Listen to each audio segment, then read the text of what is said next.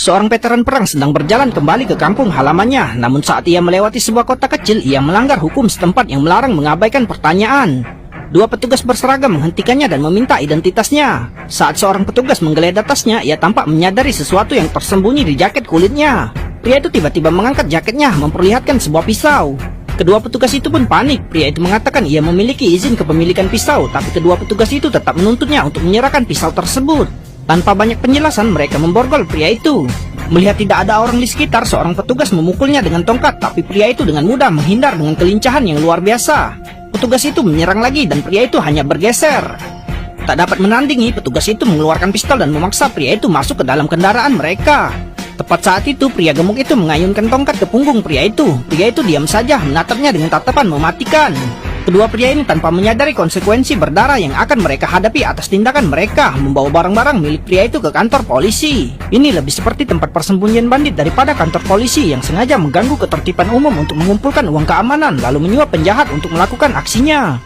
Pada saat itu, seorang pemimpin regu memasuki sel dan bertanya kepada pria itu mengapa ia tidak menjawab pertanyaannya. Pria itu tidak menjawab, jadi polisi itu memukulnya dengan tongkat, tapi pria itu hanya mengerang pelan. Hal ini memicu nafsu polisi itu, ia mengarahkan tongkat itu ke wajah pria itu. Pria itu tidak terpengaruh, tongkat itu menghujani pria itu tanpa henti. Polisi itu kemudian mengeluarkan pistol strum, pria itu tak tahan lagi, ia menyerang polisi itu lalu menendang tongkat itu dengan kuat. Tepat saat polisi itu hendak mengamuk, ia dihentikan oleh rekan yang datang. Mereka dipanggil ke kantor wakil kepala polisi. Melihat kukri yang tajam, wakil kepala polisi yang tak tahu apa-apa bertanya mengapa ia membawa pisau seperti itu ke kota kecil mereka. Saat itu juga sang kepala polisi dengan perut buncitnya masuk ke kantor. Di seluruh kantor polisi hanya kepala polisi yang berotak. Ia bertanya-tanya memerintahkan borgol pria itu dilepas lalu memeriksa identitasnya.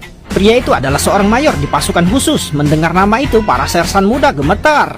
Menyesali tindakannya sebelumnya, sang kepala polisi segera memerintahkan anak buahnya untuk mengembalikan semua barang tersebut. Tindakan menjengkelkan ini hampir menyebabkan kehancuran total kantor polisi. Pria itu keluar dari kantornya dan disambut oleh seorang wanita muda yang cantik. Ia seolah-olah pernah melihatnya di suatu tempat sebelumnya. Tak lama setelah melangkah keluar pintu, pria itu tiba-tiba teringat ia meninggalkan pemutar MP3-nya. Ia tidak boleh kehilangan harta karun ini. Itu adalah alat andalannya untuk menghiburnya. Ia langsung masuk ke kantor dan melihat direktur melakukan sesuatu yang cabul kepada wanita yang tadi. Melihatnya berdiri tak bergerak di sudut, pria itu berdiri tak bergerak. Ia mengambil pemutar MP3-nya dan mencabutnya. Direktur itu tidak menunjukkan penyesalan dan terus berteriak padanya untuk minggir. Pria itu mencengkram jari direktur dan langsung memukul lehernya. Pukulan itu membawa daya ledak setidaknya puluhan kilogram dan pria kekar itu roboh tak berdaya. Ia kemudian menampar dahi direktur dan direktur itu pun jatuh tak mampu bangun. Ia meraih asbak mencabut kabel telepon. Dengan tenang ia menarik wanita itu keluar dari kantor seolah-olah tidak terjadi apa-apa. Salah satu petugas